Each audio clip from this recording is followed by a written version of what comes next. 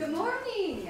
We're going to go ahead and get started. It's about 10:40. Thanks for coming out today. I know it's kind of gloomy outside, but we got a lot of sunshine and smiles inside. So we are delighted this morning. We have the Storyside panel with us. They are an author-centric publishing collaborative. And the way we're going to work this morning is I have some questions that I will ask that they will respond to get us going. But folks can feel free to raise your hand if you have a question because we want it to be a dialogue. They're here to answer any questions, so feel comfortable doing so. For any folks who are not familiar with us, we are the Seven Bridge Writers Collaborative. We partner with Thayer Memorial Library, and we are really grateful to Thayer Library because they provide us space and sometimes a little bit of funding, and we partner with them to bring writing events to local writers. We want to connect writers as much as we can, and we provide a lot of different opportunities: writing groups, critique groups, workshops, author talks, open mics. We have just finished our 4th programming year, so we're very excited. We're going into our 5th one. If you want any information, we do have a blog site that's just sevenbridgewriters.blogspot.com. We are completely nonprofit, donation-oriented. We only charge for a couple of key extended writing courses that we do that are like 7 to 10 weeks. Everything else that we have offered to the community has been free, which for those of you who are writers who are familiar with places like Grub Street, you know that a writing workshop can be a little bit pricey sometimes. So we have tried really hard to keep things free. And I say all that because, yes, we welcome any gifts that people would like to give. It would be a charitable tax deduction for you since we are a 501c3. So feel free. If you appreciate all the things we've been offering for the last 4 years, we would appreciate your generosity in supporting so that we can continue to bring free programming to you and other writers. So we're going to go ahead and get started this morning. I'm going to ask the members of the panel to introduce themselves because they'll do a much better job than me standing here and reading their bio to you. So do you want to start, Vlad? Absolutely. Well, first, I'd just like to thank you all for coming today. I'd like to thank Paula here for moderating and Matt Scannell over there behind the camera. Thank you very much. I'm Vlad V. I'm the managing editor and the founder of the Storyside. And basically, we're an author-centric publishing collaborative. We're kind of like a writer's group on steroids. We offer a path towards publishing in addition to critiquing and editing, and we can kind of combine all our resources to try to overcome one of the biggest hurdles that independent and small publishers and authors have, which is marketing. Getting the word out there, letting people know about our work and where to find it. Hi, I'm Dave Daniel. Welcome, great to see all of you. And I like to think of this as kind of a collaborative thing with all of us because I'm going to guess that many of you are writers. And hopefully the conversation today will be productive for everybody. I'm Ursula Wong. Unlike Dave, who is an educator, and Vlad, who is a marketing specialist, and Rob, who is another editor, I am kind of a Sally of all trades. I'm a retired engineer who took up writing about 7 years ago, and I'm delighted to be here with you and with these other 3 fine writers to talk about how we do business and how we can potentially suggest that you might save money and do a little business too in terms of organizing your efforts collaboratively. So thank you for coming.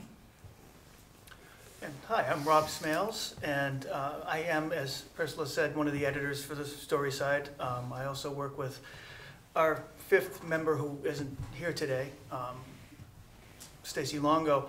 We have our own small editing company. I've been in a few different writers groups over the past half a decade.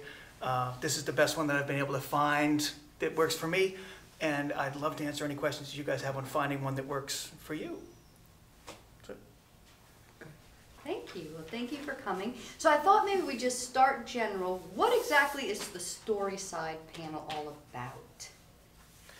Well, we're really about combining our resources and trying to bring the best independent fiction that we can to the market. Basically what we've done is set up a system in-house where a manuscript is edited probably at least 8 times, because what happens is, say if I write something, you know, Dave, Ursula, Rob, and Stacy all have the pleasure of looking it over at least twice. And what we tried to do was try to kind of emulate the production funnel, the production system of, you know, a traditional publisher, in terms of, you know, churning out high quality work that has, you know, a minimum of errors in it, and that sort of thing. Basically, we kind of enjoy the flexibility of a small press. We don't have a lot of overhead. We can bring stuff to market fast or slow, depending on depending on what we want to do, and also we're not tied down by you know, by contracts and whatnot. In terms, a lot of times somebody will publish something through a traditional publisher, and you're lucky if you ever see your rights again. We don't do that. We basically, our focus is completely on the author, and what we try to do is give people their full rights after about a year. You know, so say we published, as we published Insanity Tales 3, once a year is up, all our members are free to do what they want with their work. It's their work, they own it, and they ought to really be able to capitalize on it to the fullest extent. Okay. Do you guys have anything you want to add to that? I would just add that I think a lot of what Vlad said actually is true, in that sense that we're all writers, we've all got very different takes on things, different styles, different orientations. I'm the senior citizen of the group. Crafty veteran. Crafty veteran, well said. And so my experience was in traditional publishing for many years, and so I've come to this venture with a, you know, open-minded, open-eyed. These guys are geniuses in terms of their understanding of modern publishing and the options available, and I lag far behind them, but I draw the benefit of their experiences. We're not a writers group in the traditional sense that we meet regularly and talk about our work. We perhaps get together face-to-face maybe 4 or 5 times a year when we have meetings, business meetings, with an agenda. But we're in touch, certainly through email, and I think the big value is the eyes on each other's work and the encouragement that we give each other. I think we tried at one point to encourage Ursula and Stacy to shave their heads so we'd look like a crazy rock band, but they wouldn't go along with that idea. So I try to go the other way and grow hair, but that's not going to happen. But I'd like to point out a couple of basics about Storyside. We each have a financial commitment to the organization, so we pool money on a yearly basis for a website and for certain things we need to buy as an organization. We are essentially a closed organization, so we're in business with each other. The 5 of us are in business with each other. Yeah.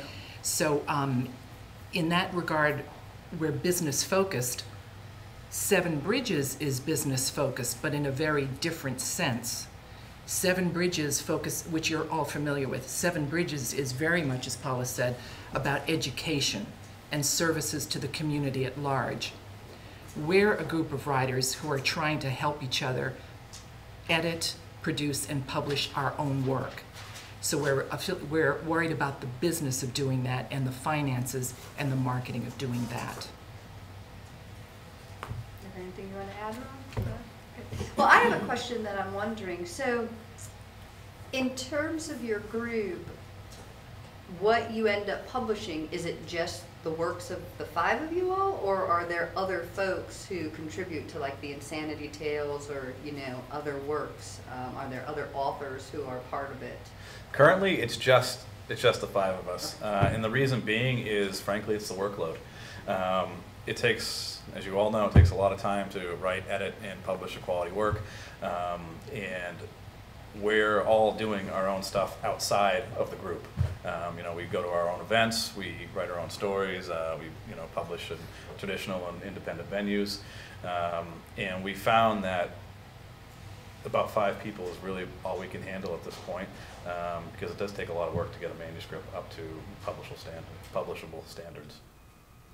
And I have been at the other end of this. I have been part of it was set up through email, but it was basically an online writers group. It was a regular group. We all talked to each other, but there had to be 40 active members in there, And there was no way that I could read everything that everyone was submitting, saying, I just want somebody to proofread this and work on my own stuff and actually do my day job. I wound up having to jump out of that a lot faster than I thought that I would have, just because there was no way I could keep up with it. And I wasn't trying to run it. And that wasn't business oriented. That was just with the writing part. So yeah, I completely agree that 5, 6 people is pretty much as much as you can handle like a business and have it make sense for everyone. Yeah, especially since, you know, we're all, like Ursula said, we all pool money and expenses in at the beginning of the year to pay for our website and marketing and advertising and that sort of thing. So it's not like any of us are getting directly paid from any one member. You know, we do have a publishing company. It's a Storyside Press, but the royalties that each author earns is based on their own book sales. Whereas, you know, to Rob's point, it'd be a lot different if, say, I had a few $1 million and I was paying these guys and I was running it like a business. So, I mean, there's a heavy business side to it, but it is kind of a meshing of, you know, a traditional writers group and a more business-focused group. Yeah, well, as I listen to you, I mean, it sounds like you combine a lot of different things, because it seems there is a little bit of critiquing going on, a little bit of workshopping, and obviously some publishing. Could you pull apart for us sort of how you're different from straight critique group or workshop or, you know, straight publisher? How about if I handle that one? So a workshop typically is a group of people who review each other's stories, but the intent is to educate. So one result of a workshop is that you as a member come away with a better understanding of writing techniques, or you know, even story flow, novel flow, and that sort of thing. So workshops are review groups, but they also have some aspect of education. A critique group, and Paul and I are actually members of the same critique group. It's more of a collection of peers. It's more of a group of peers who review each other's work with a mindset of making that work better. So education is not the focus, although certainly education comes out of this. The focus is making the individual stories or pieces that are reviewed better. We're about the process of writing, editing, producing, and publishing. And we feel that if one of us were to take on this action for one of our books, there's a tremendous amount of work. But here we're in a position where we can divide that amount of work by 5. Okay. Are there any questions from folks about that? Why would I want to go through a process like that as opposed to attempting for months and months, maybe years, who knows, decades possibly, to get an agent and do the traditional publishing thing? So the question was, why would she want to go this route rather than going through a traditional publisher? This type of group. This type of group. For me, and I'm sure Dave can probably speak to this a little bit more, because he's been, like I said, he's our crafty veteran and he's been published many times by St. Martin's Press. But for me personally, if I were to get an agent and do the work myself, it really comes down to money. I'm going to get a 15 to 20% royalty on whatever sales that I get. If you do it independently, then you're going to probably get about a 60 to 70% royalty. So 60 to 70% cents on the dollar versus 15 to 20%. Now what you give up is exposure and marketing, which ends up falling on your shoulders. You got to do it yourself at that point in time when you're an independent, et cetera, et cetera. However, these days, most publishers, you know, say they have 100 writers. They're going to put their budget in the top 10. And the reason why is because they know that they can make their money back on it. The ratio kind of changes depending on what genre you're looking at, what the publisher is, but I've heard many times about the 97-3 ratio. Basically, 90% of the books out there that publishers put out don't make any money. 7% break even, 3% make money. So in that 3%, you have all your low to mid-list writers to your Stephen Kings, your Michael Crichtons, et cetera, et cetera. So that said, when you have that ratio, if you're looking at it from a publisher standpoint, if I'm the publisher and I have 100 authors, and I put all my money, or most of my money, in the top 10 who are going to make me money, that means that the other 90% don't get a heck of a lot of marketing support. They'll get some press kits, they'll get maybe some appearances, et cetera, but for the most part, that work is going to be on their own shoulders. When I came to that realization, I realized, well, why am I going to do the work so I can get 15 or 20 cents in the dollar when I can make 60 or 70 cents in the dollar? And that's just my personal opinion. Obviously there is the potential to have the breakout novel, make millions of dollars, et cetera, but those are the outliers. I mean, you really got to put years of work into it. Publish a lot of novels, and if we're going to do that, I want to capitalize to the fullest extent. Another point too is I'm not usually comfortable with selling my own rights permanently. I will do something like a sunset clause, 3, 5, maybe 10 years, depending on the publication.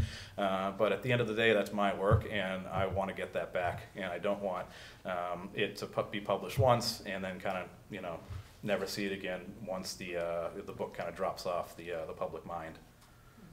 Would you like to? Yeah, I just had a quick, I think the path you laid out is a realistic one, and I think in many minds, there's still something of the gold standard of going with traditional publishing. I think that balance is shifting, but if the primary drive is not money, it's the love and the satisfaction of the game, of the writing, and I think that's probably true of all of us, is that first and foremost, you have to enjoy doing it. You don't set out thinking, I'm going to make a lot of money doing this. You don't? Well, that may be a byproduct of the love, the passion. But and people still do that. I mean, I think there's still some value in seeking out those traditional roots. It would depend a lot on what kind of thing you're writing. Is it genre writing? Is it more serious literary fiction? And there are still opportunities in traditional publishing. But I think, as Vlad says, the payout is very, very different. When you talk about 15%, it's really less than that, because you're paying, the agent is taking money out of your percent, not out of the publishers and booksellers and middle peoples. So that's a decision for you to make. But I think there are opportunities in independent publishing, small press publishing, self-publishing, that are attractive to many, many writers. And I think early on in the game, I think the books often, and this is still true of some, have a very amateurish look. They just look, they scream self-published. That's really begun to change. And I think one of the things that the story side is dedicated to is trying to really make the books feel, look, and read like mainstream published books. But a lot of that is you deciding what do you want and how much time are you willing to give to the hunt for the... Yeah, I will say that, when you take on independent fiction, you're basically starting a small business. And I think a lot of people don't necessarily realize that when you start doing self-publishing and whatnot, that you're in business, and there's pros and cons to that. One of the pros is that you're not tied to other people, a company, losing your rights, et cetera, et cetera. One of the cons is that it takes a heck of a lot of work, and it takes a long time to generate a return. So I would, passion is really the driver, at least for me personally. And one other small point, Vlad and Dave have covered the highlights. It's a very involved question, as opposed to in regards to asking, should I publish traditionally or independently? Now, Seven Bridges offered a session on that last fall, so if any of you, or any of you who view the recording of this broadcast, if any of you are interested in another session on traditional versus publishing and the nitty-gritty, the nuts and bolts, perhaps you could let Seven Bridges know, and they may consider offering that again. What about you, Rob? I just want to clarify the question. Were you asking why would you go this kind of route and work with this kind of group if your aim was to find yourself an agent and, No, as opposed to, which is what they directed their Okay. answers at. all I right. just have this inner urge to do the traditional way, you know. It's the way it's been my whole life. I still see great novels out there with real publishing companies I recognize. And I'm so afraid because I see so many self-published novels that are horrendous. Not that I buy them, but I see them. Yeah, that's exactly the point. We see them too.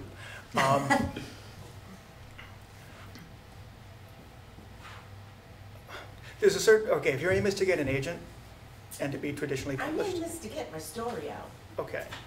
Either way, no matter what, the more professional a product that you can put out, whether you're putting it out yourself or whether you're handing it to an agent or a publisher to review, the better your odds are. If you keep in mind it's not just self-published. There are some small press things that have gone out that shouldn't have. If you keep those things in mind and thinking that you don't want to look like that, distancing yourself as far from something that looks that unprofessional is just going to give you an edge. I have not been traditionally published. I've been small press published. I have not been agented yet, but my very first submission to an agent, to a kind of fairly major agency, that says in their submission guidelines, if we give you a rejection, we mean it. Don't just change the title and send it back. We don't want to see it again. Good luck publishing it somewhere else. Good luck putting it somewhere else. And I didn't actually get a rejection. I got the kindest rejection letter you could ever get that basically says, this isn't exactly what we're looking for, but if you change these few things, could you please resubmit? They asked me to resubmit it. And it's because I'm sending them something that it's not first draft. It's not something that hopefully doesn't look like what you're afraid of, but that I have the mindset from being in this group of, I'm trying to think of what they're looking for, what the public is looking for, what an agent or a publisher is looking for, and I'm trying to build that. And yeah, it was the kindest rejection letter I ever could have gotten. And it's basically because I'm working with these people and having this kind of mindset, which I didn't have a couple of years ago. I would also say, I'm sorry. I would also say that it doesn't always have to be an either-or thing. I know a lot of writers who are hybrids. And one of the benefits of going traditionally and doing your own stuff independently is that one promotes the other. And basically, some people are able to get the exposure that they get from a major publisher, and then do their own stuff on the side as long as it doesn't, doesn't mess up their contract or what have you. So something to keep in mind. Just because you go one way doesn't mean you can't go another way in a year or so. Thank you. Was someone going to ask a question?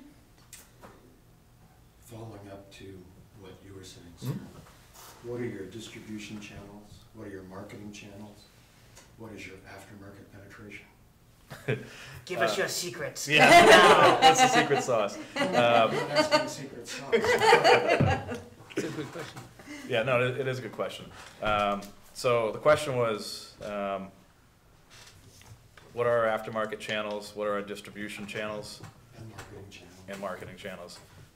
Basically, what's your reach? What's your promotion? So promotion really is usually dependent on two things. Budget, how much money you want to put into advertising, et cetera, and your fan base. You want to put into advertising, or the author wants to put into advertising? Us as a group. Okay. You can, as an author, you can always, do it yourself and whatnot. And but basically, for marketing, we leverage social media, and we have a website, and then we do events like this to kind of spread the word. I work in marketing as my day job, and really leveraging social media and digital is really the key for me, to my perspective. One of the best things that authors can do is you hear this in many businesses, is build your email subscription list. Don't let your sales be a one-off. I spent a lot of time going to events and talking to people, and then they buy my book, have a nice conversation, and I never see them again. And I realized after a while that I didn't have a way to keep in touch with them. So offering, in marketing they call it a CTA, a call to action, offering some sort of simple call to action. If you subscribe to our newsletter, like we do on the story side, then you get a free story emailed to you.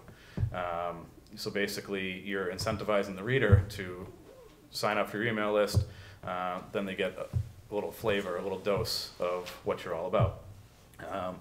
You really got to build it up over time. How many subscribers do we have on our newsletter now? Do you happen to know off the top of your head? About 525. So we've been doing this for we started in 2014. I think we put our first book out 2015, early 2015. And so we have about 525 subscribers, and so we send out monthly newsletters. Trying to make the connection with readers on a personal level is, to me, one of the keys. You really kind of try to have to engage with people and send them content that they're going to be interested in. Sometimes it's really difficult because it does take a long time to produce a professional product, but there's ways around it in terms of building content that's going to inform, entertain, and kind of keep them in the marketing lingo product funnel. Our distribution channels, we basically we go through Amazon for print. We use CreateSpace. CreateSpace does partner with like Bowker's and the companies that distribute to major bookstores. So even though bricks and mortar bookstores are shrinking, you could still go into virtually any bookstore and order a book online. They might not have it on the shelf, but that's probably true of 95% of the books published anyway. They can get you anything, but they might not have it right there, outside of the major publishers, major titles that they know they're going to move. So our aftermarket penetration, that is a very good question, and it's really hard to quantify because the market is so saturated. There's so many presses out there that have popped up, gone under, independents, authors, self-published authors and whatnot, on top of traditional. So it's really difficult to answer that one. For me, my perspective is that we keep going with this, we keep building our email list, and your return over time is going to get bigger and bigger. Because basically we have more people are interested in, we're going to put out more products. Once you have kind of once you have a list of products, then you can start doing nifty things. Like right now we have Insanity Tales 1, 2, and 3. That gives us the ability at some point to kind of bundle them.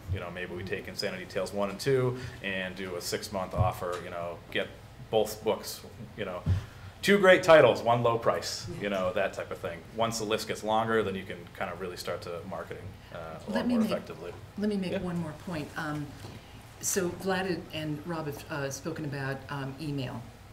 We're all independent authors as well. I mean, we write our own books outside of Storyside. So we have fans, we have people that watch what we're doing and so forth. So we come to the Storyside table with Facebook fans and Twitter followers and various people on social media, the various channels of social media, who are interested in us individually.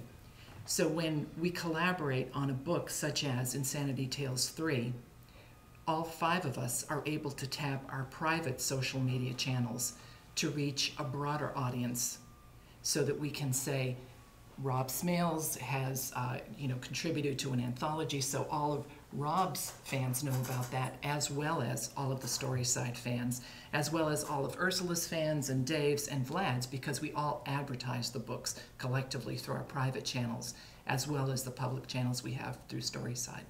So in that way, we reach far more people. And that actually does make, no matter what path you're following, that does make a big difference. If you try to talk to a traditional publisher, they're going to ask you when they're going to work with you what your marketing platform will be. Your marketing platform, not theirs, because they want you to advertise it on your social media. They want to know how many people you're actually bringing to the table with you. as readers. I now have, it's 5 times the size that it was before, because I have 4 people that are working with me. I know a self-published author, that's what she does for a living, and if you ask, I won't name her here because she didn't sign a release, but she's successful, but if you ask her about it, 80% of her work time is done in promotions and marketing, and 20% is in, you wouldn't think it would be that way. You'd think that she would be pumping out books as fast as she could, but she can't, because she's her own marketing and promotions department, and that takes up 80% of her time. We just get to distribute it. I can't write for a living. I got a job, I got a family. We all have jobs and families. We can't do that. But together, working as a unit like this, we kind of can. Much, much more effectively than if it were just me or just Ursula. And let me debunk an impression. With traditional publishing, what I'm reading right now in the press is that you as a writer are expected to take on some of the marketing work yourself. So your success might hinge on your ability to analyze the market and bring forward a publishing plan or a marketing plan to your publisher and ask for a partnership. They may not give you money for this. They certainly would look at you more favorably if you thought about marketing and could help them more efficiently use their tight resources. So don't feel that in a traditional sense that you're going to get away from this. It's something that you're going to have to tackle to a smaller or larger degree depending on the nature of your book and the success of your book. So it's something we all have to worry about. That's a very good point. So, Yep. Your group doesn't have the outreach into movie markets, television markets, gaming markets, audio markets, or you do? We do audio. Our books are in audio. They're available on ACX, Audible.com, which is Amazon's imprint, as well as like Kobo and Apple and whatnot. Do you use professional readers? Yes, we do. Typically, we use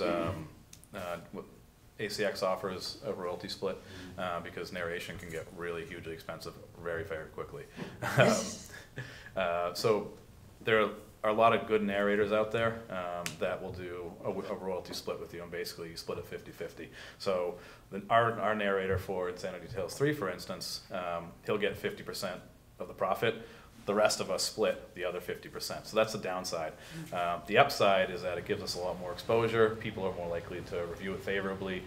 They're a lot more likely to read it, or listen to it rather. And so I'm fine with that at the present time. Winona. You said you work through CreateSpace, and as we know, it's possible to turn out really horrible junk through CreateSpace. Who here who among you is monitoring the design, the layout, the typeface, the margins, the leading, cover design, and all of that? Is that your responsibility? So the question was Outsourcing. using CreateSpace and how we do the typesetting, the cover design, and all the stuff that takes to bring a book to market. Basically, we do that ourselves. However, we usually hire a cover designer. Stacy Longo, who's not here today, is a professional editor and copywriter. So she does a lot of the final line edits and whatnot for the actual layout, but she also owns Books and Booze Press. So she brings to the table an understanding of formatting and publishing and what it really takes to bring the printed manuscript to final form. She's really, really nitpicky about it. Yes, she is. Which is a good thing. And she would not mind me saying that. So it sounds, I mean, I'm hearing that there's a lot of value that you have individually measured by being a part of this collaborative. I've heard that it adds more networking in terms of marketing for your personal endeavors. You know, we've heard about how you can piggyback off of each other's strengths for being able to bring things to market. What other value have you measured through being a part of this collaborative? Because it sounds as if you all are doing other things as well. It's not just this collaborative. So it might be helpful for our folks to... That's one of the reasons why we capped it at 5 members, because we all do our, you know, our stuff on the side or whatever. For me, it comes about being able to get multiple eyes on my own work, to have my other authors really push me. We don't have any qualms about saying, hey, look, you know, this is not up to snuff, and you know, it needs to be reworked, or maybe you should just can it. And that's tough to take sometimes, but it's also ultimately more beneficial. So for me, one of the measures is being able to put out higher quality stuff, because sometimes I think when you're writing a manuscript, at first you see everything, and as you get farther and farther along in the process, maybe sometimes the blinders come up, and then somebody reads a book and says, hey, why is Bob in the casino in chapter 5? And you realize, oh, Bob was dead in 4. Stuff like that. But no, seriously, for me, it's about putting out the best work that I can. For me, it's been an opportunity to work with skilled professional writers that, just in seeing what they do, the things they choose to comment on in the stories I put in, is of value to me. The other thing is it's allowed me to walk through a door into a universe that I was completely unaware of. And I've only ventured a little bit beyond the threshold so far, but the whole world that we're talking about, and I think you people know as well, is a new one, and it's very new to me. And so it's been an opportunity to learn from some people that are very cluey about what goes on. So we learned that as well. For me, editing can be very, very expensive. Editors charge sometimes by the hour, and with a full-length novel, that can be very pricey. So we love our editors, our professional editors on the story side, and we treat them very well. And so that is one way that I can save cost. I can make my writing better at a cheaper cost by leveraging the benefits of Storyside. Now, while we all have different things we do well, for instance, Dave is, as an educator, is all about how to make the story interesting, how to make the plot flow well, and so forth. Rob, as an editor, is about the nitty-gritty. Is the punctuation done well? Are the paragraphs delineated well? Why does is the Bob story in the casino? does the story make sense? And Vlad has benefit too in the way he looks at, in the unique way he looks at stories. So we all bring different things to the table, and this way we're able to control costs, because as an individual, whether I'm publishing traditionally or independently, I would need to go to an editor to make my product as good as possible. So I can leverage some of my resources in-house so that I don't have to incur the cost of an editor to the degree that I would if I were outside of this organization. Yeah, you could still, obviously, and we all have gone outside the group after the fact. We brought it to outside editors and whatnot. Including the editors. Yeah, including the editors. Editors have editors. And that usually has the effect of reducing the amount of time they have to spend, which reduces the amount of money you have to spend. What about you, Rob? What value have you measured? Aside from all of that, like I mentioned before, the mindset that everyone here has, it is very writer-oriented, and it is very putting out the best possible product that you can oriented. But it's also very business-oriented. So occasionally, someone will find an article on publishing trends or something in editing, and they email it to the rest of us saying, hey, check this out. I probably never would have seen that. Yeah. I would like to. I'm glad that they're sending it around, but I would have missed it if I didn't have 4 other pairs of eyes out there looking at the rest of the world and finding the things that I might want to see. So So Storyside is a little bit unusual, we've talked that, Especially him. Yeah. I try. I meant in terms of your setup, but in terms of writers, they're used to traditional publishing. And then now, as we've come into a brand new world, we have self-publishing. And what you have done is something kind of interesting in that it's sort of self-publishing, but you've come together as a group to get some of the benefits of what you might get from a traditional, publisher. So for folks who are thinking about this, who are listening to you and saying, oh, it might be nice, for me to think about this type of approach, what would you say have been the successes of doing this, and maybe what have been the not so successful parts of doing this type of venture? Yeah. If we might be bold enough to ask. Absolutely. So for the successes, I would say that getting us all on the same page to work in sync with each other has been great. It's been a huge value add. We put out a consistent blog. We were doing blog posts twice a week. About maybe a year into it, we decided to go down to once a week, just because it is a lot of time and whatnot. And obviously the path to publication, basically, whether we publish to the Storyside Press or go through all of us and bring it to an outside publisher, that's definitely one of the successes. Probably one of the not so successful endeavors. It's kind of 50-50. Marketing is always going to be a challenge, especially now. The market is so saturated. Like I said, I work in marketing at my day job, and my return on investment for my day job is it's a lot easier to accomplish that because the market isn't as saturated. So marketing is still a challenge, and it's going to continue to be a challenge, but like I said before, if we stay at it consistently and keep building the one-on-one relationships through our email list, through events, and that sort of thing, then we'll eventually overcome that. Any other thoughts? I think we're hopeful now that Amazon has bought Whole Foods, that our work is going to begin appearing in the organic aisle. On recycled paper.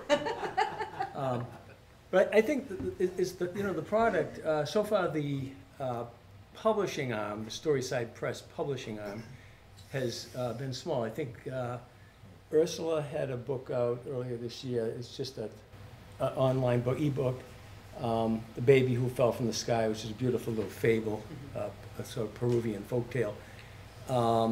I've got a collection of very short fiction that's going to be coming out probably sometime later this summer, which will be a Storyside Press book. And we've done the most recent of the Insanity Tales books.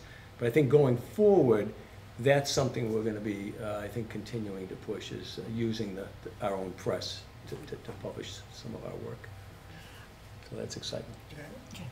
I agree. I think our measured successes are the 3 Insanity Tales books, the anthologies. So we have roughly 32 stories collectively in all of those 3, so about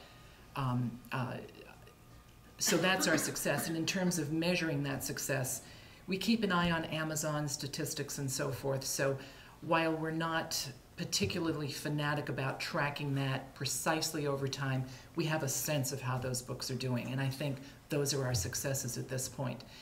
In terms of this type of close collaborative arrangement, I think that the really hard part is the synergy among the people. We are very, very lucky. We were friends first before we collaborated. It's easy to assume things when you're working closely with another person, and unless you're open and honest, things can happen that are not necessarily good for the group. So we've been able to dodge that bullet through a lot of meetings, a little bit of liquor, and a lot of mutual respect. I think too, just to piggyback on that point, we're all invested in each other in terms of, we all want to see each other succeed. So that helps a lot because we're all personally invested in everybody's work. And just that does make it, the second part of your question, actually very hard to answer because you were asking about our failures. And we're kind of working as a rolling unit as things come out. So every time we have the smallest failures, someone's going to catch it, someone's going to point it out, and we're going to step on it by the neck and kill it. So we're going to do it better the next time. And the next time is going to, anything that went wrong in one project, we're going to try to fix before it becomes big in the next. And it doesn't necessarily have to be that, the next Insanity Tales book, which is 18 months away, but it might be Ursula's short story that came out, or Dave's book that's going to come out. So it's really hard to point at something and go, that was a colossal failure, because we're catching them before and fixing them as we go. So they don't get to grow, hopefully. But I don't want to leave you with the impression that this is easy. It's Oh, no. not easy. It takes a lot of work, a lot of talk, a lot of emails. A lot of liquor. I guess this would be back for you, sir. Mhm. You said you've been in a group, a collective, since 2014, is that correct? Yes, the story side, yep. When did you write your first business plan? How often do you update your business plan? Who created the marketing plan? And if you're willing to share, what's your P&L ratio and what's your gross to net ratio like? The last, no. But basically, the question was, when did we, how often do we write our business plan, update it, who wrote the marketing plan? Basically, we all sat down and developed the business plan when we first started this. With or without liquor? This is without liquor. That always happens at the end. Yeah, right. Marketing plan goes good with liquor. Yeah. And then basically we sat down and outlined our marketing plan.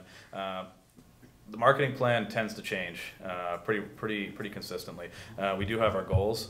However, it depends on when we publish, what we publish, and really what the budget behind that is going to be. Social media and the web are great, and you can do a lot without it for free or low cost. But at the end of the day, you do have to put some money behind it in order to drive interest. One of the advantages of leveraging social is social itself, Facebook, Twitter, et cetera, they're not going to sell titles, but they will drive traffic to your website, and then it's up to you to sell titles and to capture those people. And that goes back to having a strong CTA in a newsletter sign up, and basically trying to offer value, entertainment. But the CTA you mentioned previously was actually a giveaway. It's a give and take. It's a free story. So basically, I'm getting, or we're getting an email sign up, a potential reader for the future, and if we do it right, we convert that reader to a long-term fan. Are you And above 5%? what's that? Are you above 5%? In terms of? Well, the industry standard return on any kind of marketing is about 3 to 5%. Good would be 7, incredible would be 10. So, are you at 5%? Are you at 7? That's a good question. We're experimenting with many different techniques, so 3%, my, if that. What I can speak to is that last summer we did a novella called Baby Who Fell from the Sky. This was I believe it was last winter, it was my project. And we did Facebook boosts. Mm-hmm. We did Facebook boosts. And I believe because of that technique, this novella, this fable, was able to get into the top 20 on Amazon. So it was not a sustained thing, but it got up there.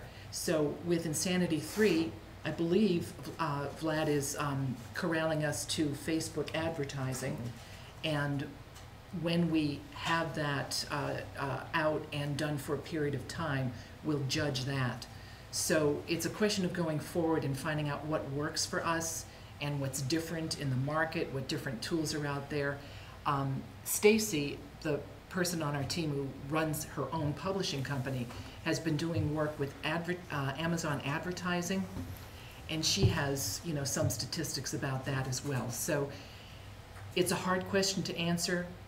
We don't necessarily have the answer at this point, but we're trying different things to see what sticks. So, thank you. Would you be willing to share just the ratios, the P&Ls, and the gross to net? And if not that, What's your timeline to profitability? Well, we're already profitable. We are profitable. Within 3 years? Is that I'm the financial guy for storage You have to sites. keep in mind that we have very low overhead. Well, that's. You know what I mean? Exactly. You know, so. Exactly. We So can't we even afford hair. have a, I have- nobody ever listens to the financial guy. I'm sorry. So we are running at a profit based on sales. So as my colleague said, we have very low overhead, but we've taken into account the income from the sales leveraged off of our costs. So this is for an internet address, it's for a website, it's for Facebook ads, Facebook boosts, for all of that stuff that we're experimenting with. So at this point, our profit is divided by our membership, so it's not a lot personally, but we are operating at a profit. So have you made that your initial investments? Yes, yes, definitely. Good, congratulations. That's quite a good step in 3 years. Well, I would also say that the first probably year and a half was a lot of setup. You know what I mean? So we had to, cultivate a lot of these channels, figure out the marketing, and so. Welcome to the world of small business. Yeah, exactly. So, Ray, you had a question? Yeah, so just listening to you, the collaboration and how you work together and all that, that's great. So from somebody sitting on this side of the desk, so what is the process? So if I were if I had a piece that or work that I thought was publishable, I would bring it to you folks, for a fee, obviously. You would edit it. What exactly are you offering, I guess, is my question. At this point, we're a closed organization. So this is the membership, and we're not allowing new members in at this point. It's because we're establishing ourselves as we go forward. I don't know if we are ever going to entertain new members. It depends on what we feel is our business plan as we evolve. However, there are other organizations like ours. One is called the Book View Cafe, BVC, if you can look it up on Google. It's an organization on the West Coast that was initially started to publish books that were traditionally published originally, but were off the market. So that is what they tried to do, but they're very much about their membership, providing services for their members, and publishing their members' books. So they're not an open organization, but they have a process for people to come in and join the members. They have a vetting process. So the value of this discussion, though, Ray, I think is that maybe you can look at your own scenario and say, I'm at a point with my novel, your historical fiction novel, where you might want to contact a couple of your friends and say, hey, let's collaborate so that we can edit this novel. I will promise to edit your novels, and you can reduce your overall editing costs with that sort of process. Now, if it turns out you work well with these few folks, maybe you will want to eventually establish yourself as a business and put funds into a website and so on and so forth. But I think what we can do is tell you ways where you can make your work a little bit more efficient by collaborating with your friends and potentially save some money too. And I'm going to go right back to that mindset thing. I keep saying that. A lot of it is finding people that you work with who are thinking along the same lines you are. We're all, at the moment, trying to be very business oriented because some of us kind of ran into the wall, started writing and ran into the wall of, oh my God, this is a business. Welcome to the world of small business, like you said. I've been in, like I said, I've been in various writers groups. I was in one where I was actually somewhat criticized for I was looking for critique, I was looking for feedback. I wanted this to be good enough to send out to a publisher, and they said, well, we all don't just want to have our stuff, have everyone read it, I didn't realize it was a group for people who just kind of wanted to write and not have anybody else see it, and I didn't stay in that group very long because it wasn't for me. There were some fantastically talented people in that group too, but they didn't have the same kind of thought process, the same goal that I had, which was, I need to get this good enough, I need to get this polished enough to be able to get it out in front of an agent or a publisher or possibly self-publish and spend 80% of my time working on marketing. We found we all found each other and we all have the same goal. If you find a group of your peers, and what with the internet, you can find peers all over the place, who have the same goals, you can form a group very much like this. There's plenty of resources out there, and if you're pulling things together with the same, and everyone's kind of rowing in the same direction, you can do this. And like, it's been profitable, it's actually working. Yeah, and Ray, so you know, part of why Seven Bridge decided to bring the Storyside panel in is that it's a new world for writers. There are so many different ways to be published today. You Yeah. know, I mean, the spectrum between traditional and self-publishing is enormous, and what Storyside is doing is unique and interesting, and I think it's valuable, especially as we think, you know, for Seven Bridge, essentially it was a similar process, and you know, and our goal was connecting writers, not necessarily publishing, you know, books, but it was the same thing. 5 people who were writers, who enjoyed each other's company, got along well, and we had a vision for, you know, starting a collaborative that would educate and connect writers. And so we thought that Storyside could share their story, because maybe there are folks here who, maybe you've been a little frustrated by traditional publishing, maybe you're a little bit wary of loner self-publishing, and this offers another avenue, another, you know, idea for how to think about getting your work out there, if that is a goal that you have. So so keeping that in mind, so here's my question for you. So let's say Ray's thinking about this, he goes home, he says, maybe this might be another, you know, alternative for me to consider. Do you have any suggestions for folks who are thinking, maybe we might want to try a Storyside approach? You know, what do you think would be helpful for them to know about starting this type of publishing collaborative? Sign up for our newsletter. Yeah. I think to Ray's question, the scenario you presented, that you've got something ready and you want to get it out there, depending upon what you want, and as you say, it's quite a spectrum of possibilities, but if it's a work that you've invested time in and you have it where you like it and want it, but don't necessarily want to undertake the labor of this type of thing, there are small independent publishers around that clearly you're going to pay something for them, and they come in a variety of, you know, levels of quality, but that is certainly an option, because I know I have a number of writer friends that are doing exactly that. They don't necessarily want to take it on doing it themselves, but they find a small press. A friend of mine just had a book published by Piscataqua, which is right up on, so I think it's Portsmouth, New Hampshire, maybe it's over in Kittery. And they did a very nice job, and it was not hugely expensive. And there are gatekeepers there so that the work is getting edited, it's getting looked at, so it's coming out of a higher level of quality than something that's strictly self-published would be. But as you say, Paul, there are many, many flavors of publishing these days. And it can be a little bit bewildering and overwhelming for the writer, because I think most of us are wired not to be thinking about the business product. We're thinking about sitting down that day and capturing some magic with words and trying to set it down in a way that we enjoy, and then we hope others will enjoy. And then the afterthought is, how do I get it in before the eyes of readers?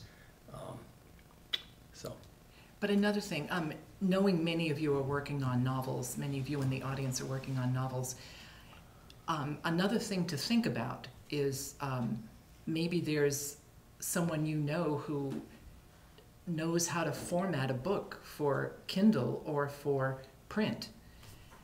Exchanging your ability to edit their work for their ability to format your book could be a very business sensible thing to do. So it really depends on who you know, and again, one core value of workshops and critique groups is that you establish connections with new writers, and that's so valuable because you can find people who you can collaborate with. You don't necessarily have to put hundreds of dollars into a bin to establish yourself as a company. You can have gentlemen's agreements and just help each other. I'd just like to make one last point to the to Ray's question there. Stacy Longo, our author who's not here today, recently wrote a 4-part blog post on thestoryside.com. It's called "So You Want to Be in a Writers Group." If you're interested, maybe check that out. It's got a lot of detailed information, kind of our experiences.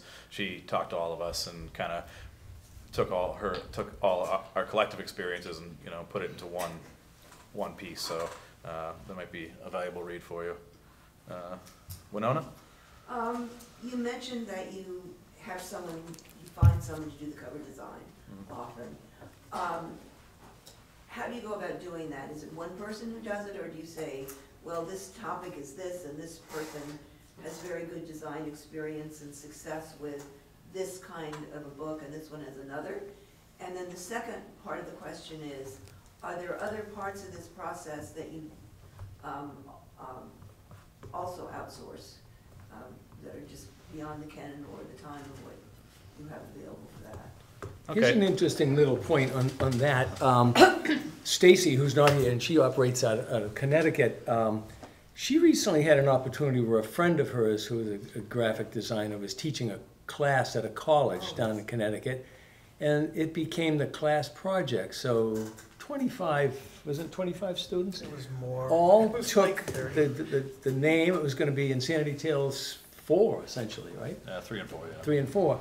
And they all, as their project, they were getting credit for it, put together some designs. And then we had a chance to look at all of those and go through and decide the ones we want, and ended up, I think, selecting one. And the designer of it, the student designer, is going to get paid for the cover. So there was an opportunity of taking advantage of a situation that And this rose. actually, this wasn't our idea. This is Right. her friend who's a graphics design instructor. Part of the course is doing a book cover. There was a segment on doing a book cover, and she said, "You have a publishing company. Do you need any covers?" And Stacy said, "Why, I do." And it was like two great taste great together in that old stupid commercial. And it wound up working out really, really well. But Accident. I don't believe we outsource anything else, though. I think that's been it. Yeah, we basically, we've all learned or knew, how to do layout and format, especially Stacy, in order to keep all our costs Or our learning. in-house. Or what? Or our learning. Yeah, or our learning, right? So really, that's just about it, and that's really the one thing we can't do. None of us are graphic artists. We're not artists, and it's worth paying somebody to do it for you. I'm sorry. One more question, Winona? Right, one little one. So that includes the website. You do you use a regular service, and you do all the design and all of the upkeep. Yeah, basically, so I do all the web design and the web hosting and whatnot, but I use a template. There's hundreds and hundreds of templates. I put together several websites, shot it out to the group, and we decided what we liked best collectively. We wanted something that was clean, sleek, and easy to read. So even the choice of the font, it's supposed to be one of those easy to read fonts. So one of the things that I've noticed, so you all do things on your own, and as the collaborative, you have helped one another on your individual pieces. But you've mentioned several times now these Insanity Tales that you're on number 3. So there are 2 other. Well, 3 just came out. So did you already start working on 4? Is that? It's conceptual. Yeah, we're thinking about it. So 3. So what do these Insanity Tales mean for you individually as writers, in terms of how you think about that aspect of this collaborative, versus the things you're doing individually? That's a good question. Yeah, definitely. Basically, we all bring our own style, we all bring our own flavor to the work and whatnot. So we wanted to do something that had a general theme but wasn't so structured that it would inhibit us creatively. So we decided on Insanity Tales basically because there's a wide variation of the definition of insanity. There's also the different perceptions. I mean, there's the classic definition of madness, which appears in some of the tales. There's the more watered down definition of, somebody acting insane in given moments. You know, road rage incident. Maybe they had a bad day. You know, they think about they become unreasonable, and basically we've kind of put that concept into each of our stories in some way. In Insanity Tales 3, one of my stories called Toon Time is about the government manipulating the mind of a child. I think that's a little insane. You know, in Ursula's story, Blue Sequin, it can be argued that her character, Livy, is right on the border of paranoia, and that's a segue into insanity and madness. So basically, the stories aren't always about people who are completely crazy. They might just be regular Joes, but they either make an insane decision at some point, are influenced by an insane scenario, or what have you. To Vlad's point, so we get to think about what insanity means to us personally. But in terms of what Insanity Tales as a collection of volumes has meant for me, is it has gotten me into the horror genre or the dark story genre. I typically write about the human condition in my own stories and in my own novels in its basic sense, even the historical fiction. But the dark genre, the horror genre is something that's unfamiliar to me. So this has been an entree into that's been relatively painless. So that's my personal benefit from those 3 volumes. And my operational model has always been right from the beginning that, you know, it's not strictly this, it's not strictly that. It does, as Vlad says, draw on our own respective storytelling styles.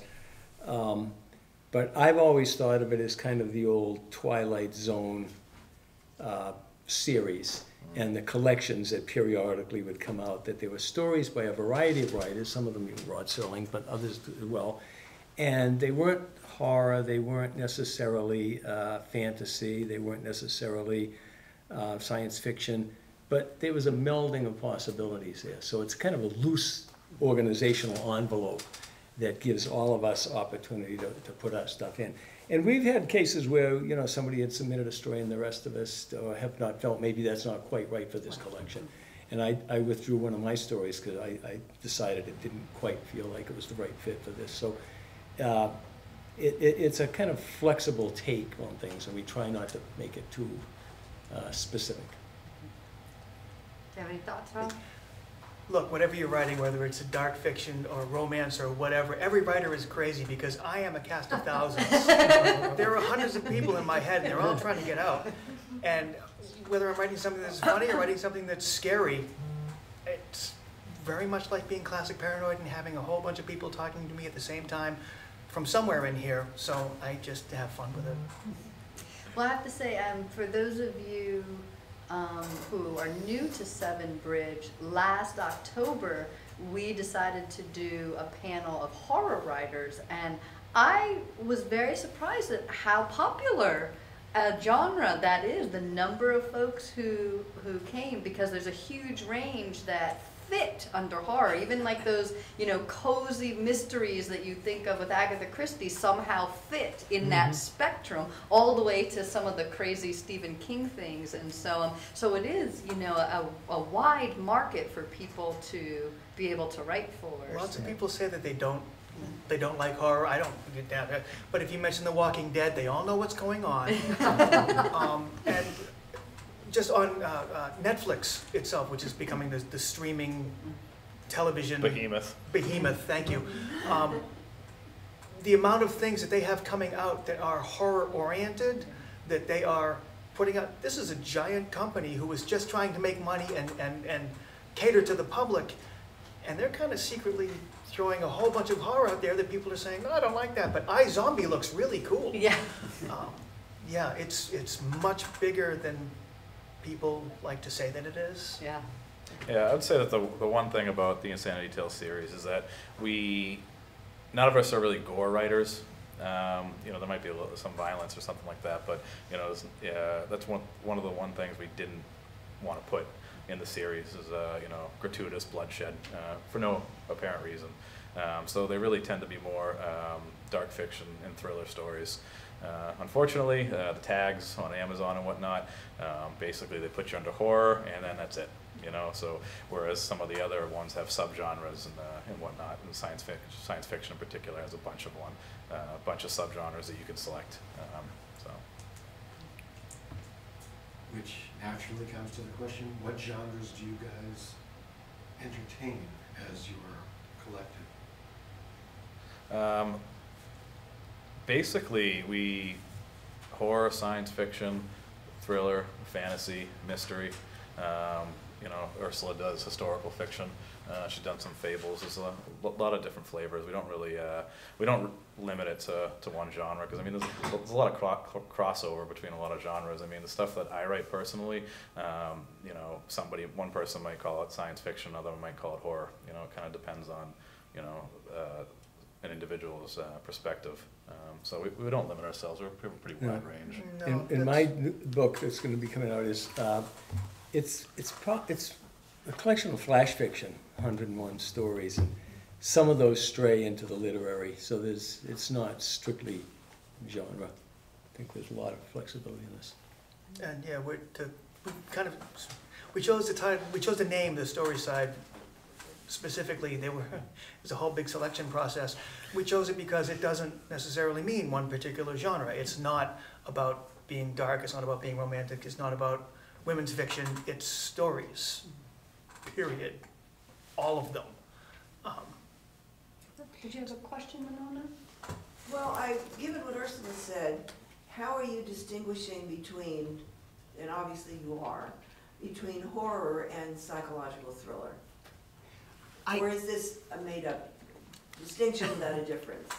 I think we're casting the net fairly broadly in that, as Dave mentioned, Twilight Zone-esque stories, darker stories, maybe a little bit of blood, strange science fiction, anything that is not necessarily upsetting, but anything that looks to the darker side is something we would consider collectively for the Insanity Tales series.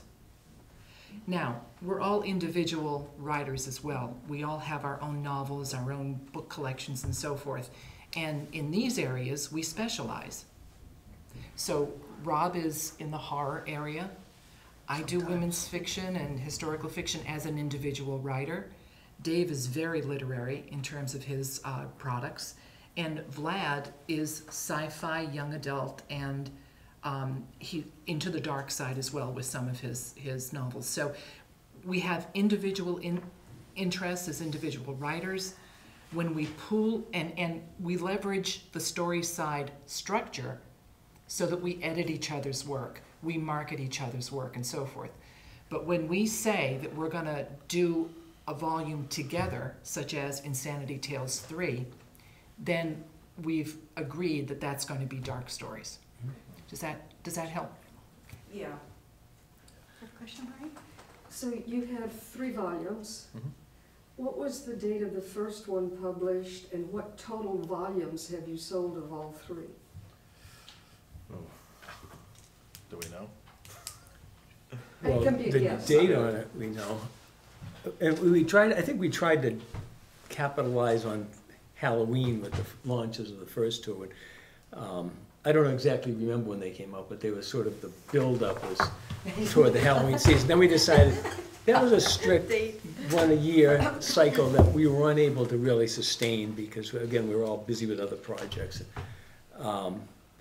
Sales numbers, I don't know. But one of the metrics you can look at is Amazon reviews, reader reviews, for example. I think with Insanity Tales, the initial one, I think it got quite a few reviews. I think we were a little underwhelmed with the number of reviews on the second one. And we've kind of looked at that, what we need to do to kind of get that. And that's only one metric, obviously, but it was one way we can kind of judge. And the third one is just launched in electronic, and the print will be available soon, I think. within? Yeah, print's already available. It is, Yeah, okay. it just came out. But can you take a guess on volumes 1 and 2? So what? 100 copies each, 1,000 each? Yeah, what we found two things. We found that we're selling as many Kindle copies as we are print copies. So we're about 50-50 there. In terms of total volumes, I've got it in a nice big spreadsheet, but several hundred, we have not crossed the 1,000 Yeah, we haven't got to 1,000 number Okay. yet. Yeah. Okay. I would say that for you know, when you're starting something like this, you know, business essentially, with this edge of passion, a lot of the times we were pleasantly surprised because, to my mind, I didn't think we were going to make any money. I figured it was branding, you know, it was getting out there, it was exposure, et cetera, et cetera. That's how I got you in the group. Use it marketing. Yeah, exactly. So I would say that you kind of, one of the advantages of our group is that we don't have to be so tied to the bottom line. You know, a traditional publisher is. If your book doesn't make out in a year or two, you're done. So how you quantify the sales is basically, you know, how much money you put in, obviously how much money you make. I mean, that's the basic thing. But, you know, writers don't typically get into the game, you know, to make money. You know. Well, the reason I asked is I self-published a children's book, Mhm. and I don't know exactly how many copies I've sold, but I've sold more than you have, Mhm. and so I don't feel so bad. Yeah, that's good. I've been feeling pretty bad. No, you shouldn't. You Because I've shouldn't. got books in my cellar that, you know, I'm wondering if I ever saw, I way bought too many books, Mhm. not having any clue what I was doing. But Right. anyway, thanks for sharing the numbers. Oh yeah, no problem. Are there any questions from any other folks before? I mean, not that you can ask more questions, but I just wanted to make sure that some of the quieter folks, there you go, there's a gentleman back Hi, there. my name's Don. I'm just a new writer, and I write stories at home, and I send them out to different publishers. I got a management system that's pretty neat, submittable. I guess some of you use it. And I've got three stories published and about 100 rejections. But it's fun to get them in, and then I mail them out. What I probably would need next is maybe a little group to just work with. How would I find a group, or how many different ways are there to find a group? And if I'm trying to establish a platform, like where should I go? I think I need a print magazine next, so that's kind of my focus, to try to find a print magazine to go with the flash stories that I've got out there. Well, if you live in central Massachusetts, then, you know, part of what Seven Bridge offers are, we do the monthly workshops which connect you with other writers and also offer craft opportunities. This is a little bit different what we're doing today. Right. You know, we do sometimes do something topical, but a lot of times we do actual craft workshops that do, you know, how do you write dialogue? You know, what's a narrative arc, you know, how do you know, do character development, you know, where you can learn. And then we do offer critique groups. Ursula mentioned her novella, The Baby That Fell from the Sky. I had the privilege of helping to critique that in one of our critique groups, which you all should go read it. It's an amazingly intriguing story. So we do offer critique groups that people can get a part of. We act sort of as a clearinghouse where as enough people are interested, we put them together in a group. Now the disadvantage of that is it may not be people that you know to begin with, and so sometimes the groups click, sometimes they don't, and so sometimes people find themselves moving, you know, between critique groups. But it is an opportunity for you to connect with other writers and to be able to get your pieces critiqued. If you're looking for other ways to get into being published, then Ursula is your woman to speak to. She actually did a very nice workshop for us, was it last year? Where she knows her stuff, all the different ways that there are for you to think about getting published. I don't know if that answered all aspects of your I'm up in question. Lowell, so So- that's a little Can bit it- Yeah. travel. Connecting with the Writers Group, Dawn, would be, I mean, library is a good place to start. I mean, And it's in the same ways, you know, bands need to pick up a bass player. You can advertise. And I think it's important starting out to try to find a group of like-minded people so that you don't have poets and playwrights and fiction writers in the same group. But I think you can start them. I mean, you can start a writers group of people in the Lowell area. Or there no doubt are existing groups there. And I would maybe start by checking out the local public libraries and see if indeed they have writers groups. Exactly. And then you network and make friends. And then you find a group that's somewhat cohesive and people that are roughly on the same level. Because that can be difficult too if you've got real diversity of levels. Some people are just rank beginners and other people have been at it. Because the craft is important. But I think that's where I would start, is just put out some feelers. And a couple of specifics. I don't know about the Pollard Library in Lowell, but the Chelmsford Library has a couple of workshops, and I believe they are open to the public. So you can go to their website, chelmsfordlibrary.org, and look to see what they have to offer. But that might be a good first step for you. Good, thank you. Any other questions? Nona? I just want to throw a comment out there. And I never thought I'd really say this, but there are some advantages in having a brother-in-law's garage full of books that you had printed way back when that's the way printing was done. And that's that nobody can get to them but you. And the problem with self-publishing in many cases, if you don't get it all done right and that book is out there, you can't get rid of it.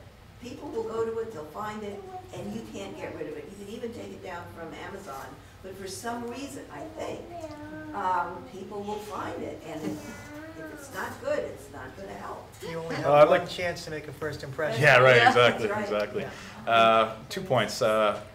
Aside from the garage full of books, that was a mistake I didn't make because I knew some other people, and to me that represents waste. One of the advantages of doing the print-on-demand stuff is that what you print is what you get. The other point is that CreateSpace and Amazon and whatnot, you can change all that very quickly. I have made the mistake of putting out shoddy covers when I first started doing this. And it was, after about 6 months, I realized, hey, you know, my book up there, you know, cool illustration and everything, but it's all sitting next to digitally designed covers, and it stuck out, and it didn't stick out in a good way. So I had the cover redesigned, and you know, had a different artist do it, and within 2 days, it was updated and whatnot. So the old one could just go away. So the old one just goes away. So basically, you put out a new version, in that new version, now whoever bought the original version, whether still has it, even if it's in digital. That's important to remember. But at least you can move forward. And you know, I ran into a guy who would, he had like 2,000 or 3,000 of his own books in his garage. And granted, he got a great deal because he volume printed them. To me, it wasn't the decision that I was willing to make, because, like I said, that represents waste. Even if I have to pay a little bit more per copy, in the long term, it's more advantageous for me to do it that way. Rarely get your money back. Right, right. But Henry Thoreau famously noted in his journals that my library is now 1,000 volumes. 900 of them are by me. He had copies of Walden. It would be nice to have one of those copies nowadays, but anyway. Any other questions?